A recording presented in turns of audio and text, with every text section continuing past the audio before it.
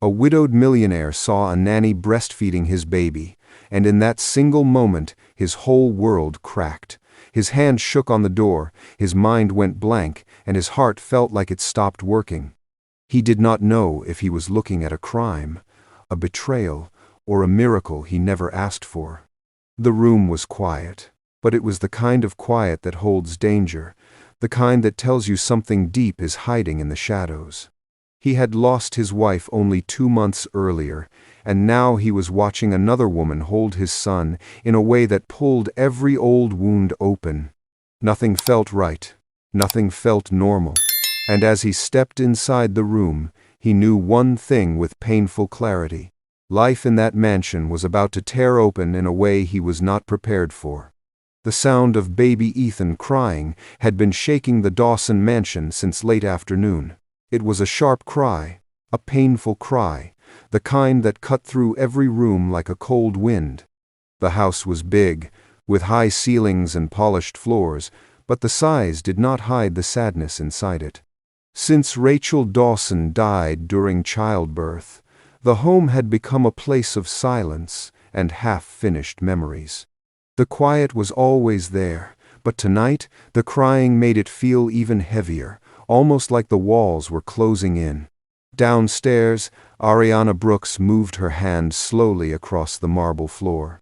She was cleaning the same spot for the 3rd time without knowing it. Her mind was not in the room. It was somewhere far away, stuck in the memory of her small baby boy, the child she lost only 6 weeks ago. Her hands worked, but her heart felt weak. Every cry from Ethan felt like a hand grabbing her chest. She tried to ignore it, tried to breathe through the pain, but it was impossible. That sound reminded her of nights she held her own child, praying he would survive till morning. Ariana shut her eyes for a moment. She whispered a quiet prayer, hoping the crying upstairs would stop, hoping the nanny would take care of the baby. That was her job, not Ariana's. She was only the maid, the girl who swept floors, washed plates, and kept her head down so she would not lose another job. But tonight, something did not feel right. Something felt wrong in a deep way. Upstairs, baby Ethan lay in his crib, his little face red, his tiny fists clenched. His breathing was quick and weak, his lips were dry and shaking. Beside him, on a small table, sat a bottle filled hours ago.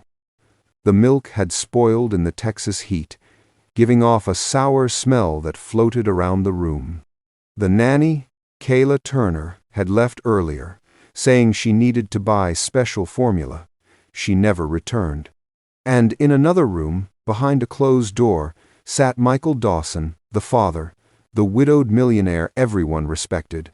At only 35, he was the head of a successful tech company, a man who once smiled easily, a man who loved his wife deeply. But since the day he lost Rachel, he carried a silence that felt heavy on his shoulders. Tonight, he was locked in a long business call, while the cry of his son pushed through the door again and again. He tried to ignore it. He told himself Kayla would handle it. He told himself everything was fine. But deep inside, something felt wrong. Ariana placed the mop aside and pressed both hands on her chest. She tried to breathe, but the crying grew weaker. It was not loud anymore. It sounded tired, slow, like a child giving up. That scared her more than anything. She got up quickly. Her legs shook, but she started climbing the stairs. Each step felt heavy, but she moved fast, almost running. She prayed quietly, her voice soft and shaky. "Please, God, keep this baby safe. Please, God, guide me." When she reached the room, her hand trembled on the doorknob. She pushed the door open and gasped. The sight in front of her almost dropped her to her knees. Baby Ethan lay limp in the crib. His face looked too still, too tired. His body was burning with heat, his skin wet with sweat. His mouth kept moving, searching for milk that was not there. Ariana rushed forward, lifting him gently but quickly. The heat from his body scared her. She had held a dying infant before. She knew this feeling, the fading energy, the weak cries, the way a small body grows light in your arms.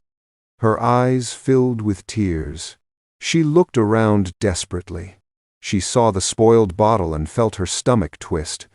No wonder the child was fading. He had nothing in him. Nothing to drink. Nothing to keep him alive. For a moment, Ariana stood frozen. Her heart broke open inside her. She remembered her own baby, how she held him when he struggled to breathe, how she begged for a miracle that never came. And now here was another child, weak and crying for help. Her body still produced milk, painful reminders of the baby she lost. For weeks she had prayed for the milk to stop, but every morning she woke up with the ache again. Her hands shook, her mind screamed for her to think clearly. But the deepest part of her heart, the part that still remembered how to be a mother, took over. She sat in the armchair by the window, held Ethan close, and fed him the way a desperate mother saves a starving child. The crying stopped at once. His body relaxed in her arms. His breathing softened, and his small hand held onto her clothes as if he knew he was safe now. Tears rolled down Ariana's cheeks. She whispered soft words, her voice shaking, telling him he was safe, telling him she was sorry she came too late. For the first time in 6 weeks, her heart felt a small piece of peace. She held him gently, watching life return to him bit by bit. And that was the exact moment Michael Dawson opened the door. He froze. He stared. And the world inside that room changed forever. Michael Dawson stood frozen at the doorway, unable to move or speak. For a long moment, he did not feel his own breath. The late evening light came through the curtains and fell on Ariana and Ethan, creating a calm picture that did not match the panic rising in his chest. Ariana held his son close, the baby now silent and safe in her arms. Michael did not understand what he was seeing. His mind refused to accept it. Ariana lifted her head slowly when she noticed him. Her face was wet with tears. Her hands shook as she covered herself while still protecting Ethan in her arms. Her voice was low, almost broken.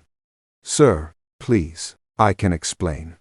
Michael stepped into the room with stiff legs, his eyes fixed on the scene. His heart felt like it was trapped between shock and fear. He spoke, but his voice did not sound like his own. "What are you doing with my son, Ariana?" Ariana tried to stand, but Ethan rested heavily against her. She kept her arm around the child to support him. "Sir," he was weak, he was close to collapsing. The milk in the bottle was spoiled. He had nothing to drink. I tried to call Kayla, but she was gone. I did not know what else to do. I could not let him die. Michael felt a stab of confusion inside him. His eyes moved to the sour-smelling bottle on the table. The milk was clotted and brown at the top. He swallowed hard. His mind tried to balance the facts, but emotion pushed everything out of order. He felt anger, fear, guilt, and disbelief all at once. "You should have called me Ariana," he said quietly, trying to steady his voice. "You should not have acted on your own." Ariana closed her eyes. She pressed her forehead against Ethan's soft hair. Her hands trembled. "I am sorry, sir, but he was getting weaker. I saw his lips. They were dry. He had no strength left. I remembered my own child, and I remembered the sound he made before he left this world. I could not watch that happen again. Not to any child." Her words cut through the room like a knife, slow and painful. Michael felt something inside him shift. He had known Ariana was quiet and hard-working, but he never truly understood the depth of her pain. For the first time, he saw the weight she carried. He opened his mouth to speak, but before he could answer, footsteps echoed in the hallway. Kayla Turner walked inside, holding a shopping bag filled with clothes from a Texas mall. She frowned when she saw Ariana and Michael. "What is going on here?" Michael turned toward her slowly, his expression cold and sharp. "Where were you?" Kayla. You left hours ago. Ethan was alone. Kayla blinked, avoiding his eyes. I went to buy formula. It took longer than I thought. Ariana looked down at the sleeping child. Kayla did not look at the bottle or at Ethan. Instead, she moved toward the crib with a forced smile. Let me take him. Michael lifted his hand, stopping her. Wait. You left a newborn with spoiled milk, and you think you can pretend nothing happened. Kayla's smile faded. She looked at Ariana with a cold glare, her voice rising. She is lying, sir. I left everything in place. She is trying to make me look bad. This girl is obsessed with your baby. Ariana gasped softly. Sir, that is not true. Kayla crossed her arms. Everyone in the neighborhood already talks, sir. They say Ariana acts like Ethan is her own child. People see the way she looks at him. It is strange. It is unhealthy. Ariana felt her stomach twist. She held Ethan closer out of instinct. Michael looked at Ariana, then at Kayla. Confusion filled his face again, pulling him in two directions. His son's safety pulled him in one direction, but social pressure and fear pushed him the opposite way. Kayla stepped closer to Michael. You are a respected man in Texas. You cannot allow a maid to cross these lines. People will not understand. Her voice worked like poison, slow and steady. Ariana felt tears run down her cheeks. Sir, please listen to me. I did not mean to cross anything. I only wanted to save him. He was fading. I did what any mother would do. Please believe me. Michael looked away from both women. His chest felt heavy. His thoughts were loud, but none of them made any sense. Rachel's photo on the wall beside the crib caught his eye. The memory of her death, the night he lost her, rushed back to him. The fear of another loss entered his heart quickly, grabbing him tightly. He swallowed hard. Ariana, please put Ethan in the crib. Her heart dropped. But sir, please, Ariana, put him down. Her lips trembled, but she obeyed. She laid Ethan gently in the crib. The moment she stepped back, Ethan began to cry again, soft at first, then louder. Ariana's hands shook at the sound. Kayla smirked slightly. Michael closed his eyes as if the noise hurt him. He took a slow breath, then spoke with a heavy voice. Ariana, we will talk in the morning. You may go now. Her knees weakened.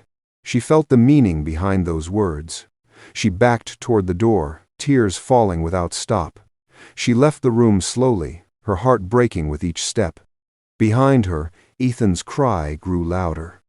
And Michael, standing there with shaking hands, did not know that this moment would be the beginning of the deepest mistake of his life. Morning came slowly in the Dawson mansion. The sun touched the windows, but it did not bring peace. The house felt heavier than before, as if the walls remembered the pain from the night. Ariana Brooks stood at the bottom of the staircase, her hands shaking, waiting for Michael Dawson to call her. She had not slept. She spent the whole night sitting on the edge of her small bed, listening to the distant cry of baby Ethan, each sound cutting her heart. She kept her eyes lowered, scared of what he would say. When Michael finally stepped out of his office, his face looked tired, his eyes red, and his clothes wrinkled. He walked slowly, as if his body was too heavy to move. For a moment, he looked at Ariana, then looked away. Ariana felt a cold fear rush through her chest. Michael cleared his throat. Ariana, come with me. His voice was low and empty. She followed him into the office. The room smelled like coffee and stress. Papers were scattered on the desk. A picture of Rachel sat near the computer, her smile bright and calm, a painful reminder of the life Michael once had. Ariana stood quietly near the door. Michael sat down but did not look at her. He kept his eyes on the floor, as if he could not face the truth or the choices in front of him. The silence grew heavy. Sir, Ariana whispered, trying to steady her voice, please let me explain again. Michael lifted his hand slightly to stop her. His voice shook. I heard you last night. I heard everything you said. I know you were trying to help. I know you were scared for Ethan." A small hope rose in Ariana's chest. "But," Michael continued, his voice breaking a little, "people are talking, Ariana. Kayla told the neighbors something different, and now the story is spreading fast. In a place like Austin, rumors travel like fire. My family name is already under pressure since Rachel died. I cannot allow more trouble. I cannot risk anything that will harm Ethan or bring shame to this home." Ariana stepped forward. Her voice cracked. "Sir, I did nothing wrong. I saved your child. He needed help. He needed milk. He needed someone. Please, I only acted because he was in danger." Michael's hands tightened on the desk. He took a slow breath. His eyes looked tired and lost. "I know, Ariana, but I have to think about what people will say. They are already judging you.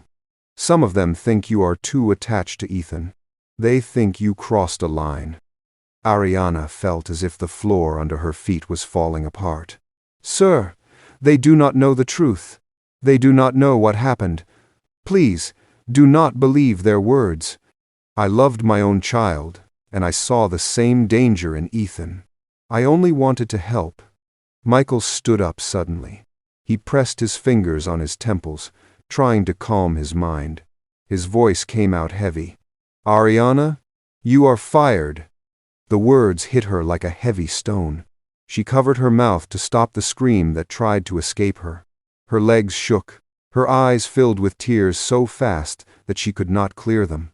She begged softly, "Please, sir, please do not do this. Let me stay until Ethan gets better. Let me say goodbye to him, at least." Michael turned away from her. His voice was low and full of guilt. "I cannot, Ariana. I am sorry." Her heart broke open. She picked up the small bag she had packed earlier, her hands trembling so much she could barely hold it. She walked toward the door. Before she stepped out, she looked back once more. Her voice was soft and tired. "Sir, I hope one day you will understand what really happened in that room." Michael did not turn around. Ariana left the mansion in silence. The Texas sun was hot, but her body felt cold. Her steps were slow and heavy as she walked down the long driveway. She did not know where she was going. She did not know what life waited for her outside the gates. She only knew she had lost everything again. Inside the house, Ethan began to cry, a cry that filled every room, louder than before, more desperate. Michael heard it from his office. He rushed upstairs, picked his son up, and tried to calm him. Ethan pushed the bottle away and cried harder. Michael paced the room, rocking him gently, whispering, "Daddy is here. Please calm down, please." But Ethan would not stop. His small face turned red, his breathing grew fast, and his little hands reached out toward the door, toward the place Ariana once stood. He did not understand what happened, but he felt the loss. Babies feel love, and they feel absence too. Ethan cried until his voice grew weak. Then he cried again. Michael sat on the edge of the bed with Ethan shaking in his arms. For the first time since Rachel died, Michael felt pure fear. His voice cracked as he held the baby close. "I do not know what you need, Ethan. I do not know how to fix this." Ethan cried harder. And somewhere, far from the mansion, Ariana walked down a long Texas street with tears running down her face, not knowing that Ethan's tiny heart was breaking for her at the same time. The first night outside was the hardest night Ariana Brooks had ever lived through. She sat on a cold bench in San Antonio, holding her small bag close to her chest. The wind was rough, pushing against her thin clothes. She had no jacket, no blanket, and no home to return to. All she had was the memory of Ethan's small, warm body in her arms and the sound of his cry inside her heart. She tried to sleep, but every time she closed her eyes, she saw his little face turning red and tired. Tears rolled down her cheeks in the dark, mixing with the cold air. The second night was worse. She found a broken area under a bridge, hoping it would protect her from the wind. Instead, she found danger. 3 men walked toward her slowly, smiling in a way that made her stomach twist. One of them stepped close, his voice sharp. "Pretty girl, alone like this? You need company." Ariana ran. She ran barefoot through puddles and mud, her feet hurting each time she stepped on something sharp. She did not stop until she reached a churchyard. She hid behind a wall and waited for morning, shaking the whole night. By the 3rd night, her body felt weak. Her throat burned each time she swallowed. She sat down near a dumpster, her head resting on her knees. She whispered softly, "Ethan, I hope you are safe. Please be safe." A soft voice broke the silence. "You look new out here." Ariana looked up slowly and saw an older man with white hair, wrinkled skin, and tired but gentle eyes. "My name is Mr. Harris," he said. "You do not have the look of someone who belongs to the streets." Ariana wiped her tears with shaking hands.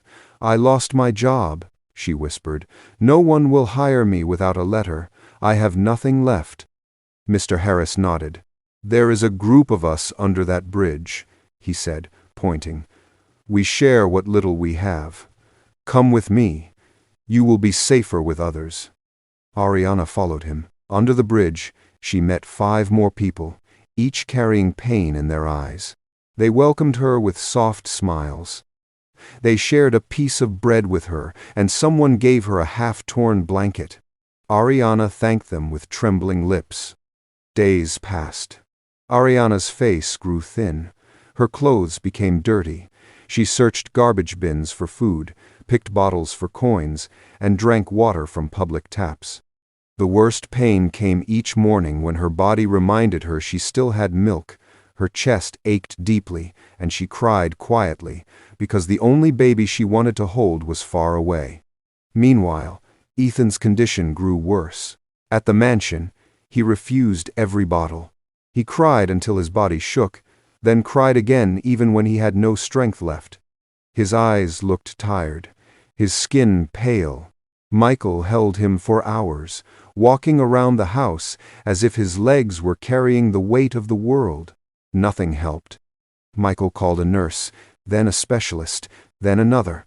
All of them tried, but Ethan pushed the bottle away again and again. A newborn expert looked at Michael with worry in her eyes. "This child is missing someone," she said softly. "Someone he trusts. Babies can feel emotional loss. This is not only hunger, this is pain." Michael felt something inside him break. He thought of Ariana. He tried to push the thought away, but his heart refused to forget the moment Ethan slept peacefully in her arms. He remembered the softness in her voice, the way Ethan relaxed instantly. He remembered the truth he ignored. One evening, when Ethan was at the hospital with an IV line in his tiny hand, Michael finally collapsed into a chair. He covered his face with both hands. His voice shook as he whispered, "What have I done? I pushed away the only person who gave my son comfort." Hours later, he began his search for Ariana. He drove to her old room. The owner said she left. He went to employment centers, no record. He checked churches, shelters, and police stations. Nothing. Every answer made his heart grow heavier. 4 days passed. Michael stopped shaving. His eyes were tired and swollen, still no sign of her. Ethan grew weaker. Doctors warned they might have to take serious action if nothing changed. On the 5th day, Michael got a call from a woman in another district. She thought she saw Ariana walking alone. Michael drove there, searched for hours, but she was gone again. When Michael finally stopped driving, he leaned on the steering wheel and cried for the first time since Rachel died. At sunset, his phone rang again. A weak voice spoke. "Are you looking for Ariana Brooks?" Michael sat up. "Yes, please. Do you know where she is?" "My name is Mr. Harris," the voice said. "She is under the bridge, near Avenida Street. She is very sick, but listen to me. If you hurt her again, We will not forgive you." Michael's voice cracked. "I only want to fix what I destroyed." He drove fast. Rain fell hard. When he reached the bridge, he ran into the shadows. His shoes splashed in muddy water. Then he saw her. Ariana, sitting on the ground, her hair tangled, her skin pale, her clothes soaked from the rain. She coughed weakly, her body shaking. "Ariana," he whispered. She lifted her head slowly. Her eyes were empty, full of pain. When she saw him, she flinched like a wounded bird. "What are you doing here?" she asked with a broken voice. Michael knelt in front of her, rain running down his face. "Please, Ariana. Ethan is dying. He needs you. I was wrong. Please help my son." Ariana's tears fell quietly. She looked away, fighting inside herself. But Ethan's small face appeared in her mind, and her heart softened. She nodded weakly. "I will go, but only for Ethan." Michael bowed his head in relief. Together, they headed toward the child who had been waiting for her, crying for her, needing her more than anyone understood. The drive to the hospital felt long for Ariana Brooks, even though the car moved fast through the wet Texas streets. Rain hit the windows again and again, and the sound made her chest tighten. She sat in the back seat, shivering under the blanket Michael gave her. Her clothes were soaked from the bridge, her hands cold, and her face pale from hunger and sickness. But her heart moved faster than the car. Her mind repeated one name: Ethan, Ethan, Ethan. Michael drove with hands that shook on the steering wheel. His mind felt heavy with guilt. He kept looking at Ariana through the mirror, watching her weak body struggle to stay upright. He wished he had protected her. He wished he had listened to his heart instead of fear. He prayed quietly, "Please let us reach the hospital on time." When they arrived, nurses rushed them inside. The bright lights hurt Ariana's eyes, but she forced herself forward. She felt unstable, but her feet moved. She followed the sound of soft beeping machines until she reached the small room where Ethan lay. When she entered, Ariana stopped breathing for a moment. Ethan was in a crib, his tiny chest rising slowly, his skin pale, his lips dry. There were tubes near his arm, and a nurse was checking his heartbeat. His small eyes were half open, weak, almost empty. Ariana felt her heart break open. The nurse looked at Michael with a worried face. "He has not responded to any feeding. He cries without sound now. He is too tired to cry loudly." Ariana stepped toward the crib with shaking legs. The nurse moved aside. Ariana leaned close, her voice soft and full of pain. "Ethan, it is me. It is Ariana. I am here now, little one." At the sound of her voice, Ethan opened his eyes wider, just a little, but enough to show he recognized her. His hands moved weakly in the air as if trying to reach her. His lips made a small sound, a sound that pushed tears into Ariana's eyes. Michael watched the moment quietly. His chest felt tight. He knew now that no doctor, no nurse, and no money could replace what Ethan truly needed. He swallowed hard and looked down. Ariana lifted Ethan gently into her arms. He was light, too light, his small body warm but weak. She sat in the chair beside the crib and held him close. The room grew quiet. The nurses watched with soft eyes. The child rested his face on her chest, trying to find comfort. Ariana whispered, "I am here now, little one. I will not leave you again." Within minutes, Ethan's breathing changed. It slowed, steadied, softened. His tiny hands relaxed on her clothes.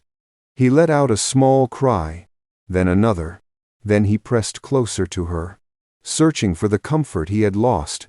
Ariana fed him carefully, the same way she did in the mansion, the same way that saved his life the first time. The crying stopped. His body rested. His eyes slowly closed, not from weakness this time, but from peace. A nurse covered her mouth, surprised. "His heart rate is improving." Look at the monitor. This is the first change in days." Michael stood beside them. Emotion filled his eyes, but he held it back. He watched as Ethan settled into a calm sleep in Ariana's arms, and he felt something inside him shift. He whispered, "Ariana, thank you. Thank you for saving my son again." Ariana did not answer. She only rocked Ethan gently, her eyes fixed on the small boy she loved more than she understood. After a while, her own strength faded, and her body leaned back in the chair. A doctor stepped inside, checked Ethan, and nodded. He is responding to her. This is emotional attachment. He needed her. She saved him. That night, Michael stayed at the hospital with them. He brought Ariana food, though she ate slowly. She did not put Ethan down even once. She stayed awake through the night, her arms wrapped around him, her eyes watching his soft breaths. Every small movement from the baby filled her with relief. Morning sunlight entered the room through thin curtains. Ethan opened his eyes and looked at Ariana. His small face lit up with a tiny smile. Ariana felt warmth spread through her heart. She kissed the top of his head softly. A nurse entered with papers. "Ethan is improving quickly. If this continues, he may be ready for discharge soon." Michael looked at Ariana with tired eyes. He stepped forward and spoke with a soft voice. "Ariana, when I fired you, I broke something valuable. I hurt you, and I hurt my son. I listened to lies. I let fear guide me. I failed you." Ariana looked down at Ethan. Her fingers stroked his small hand gently. Michael continued, his voice shaking. "I want to fix everything. I want to make things right, not with words, but with actions. If you allow it, I want you to come back to the mansion, not as a maid, but as someone important, someone who made my son live again." Ariana looked up slowly. Her eyes held pain, but they also held something new, something calm. "Sir," she whispered, "I only came back for Ethan. I only stayed here because he needed me." Michael nodded. "I know. But now I need you too. My home needs you. Ethan needs you. Please give us a chance to be better." Ariana looked at Ethan, then at Michael, then back at the small child resting in her arms. She took a deep breath. "We will try," she said softly, "but we must take it slowly." Michael nodded with relief. His eyes softened. "Thank you, Ariana." In that quiet hospital room, with sunlight touching their faces, something new began. A broken family found a small piece of healing, and the woman who lost everything found a reason to hope again. Dear viewers, this story reminds us that pain can break a person, but love can rebuild them. Ariana walked through sadness, hunger, fear, and loneliness, yet her heart still found the strength to save a child who was not born from her, but was born for her.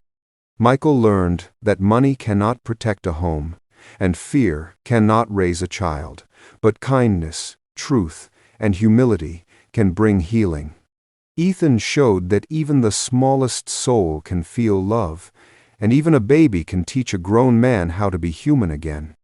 If this story touched your heart, please like, subscribe, and share, so more people can feel the message behind it. Comment where you are watching from and what you learned from this journey. If you want more emotional stories from us, write more stories in the comments, and you will be the first to receive the next one. Thank you for watching with an open heart.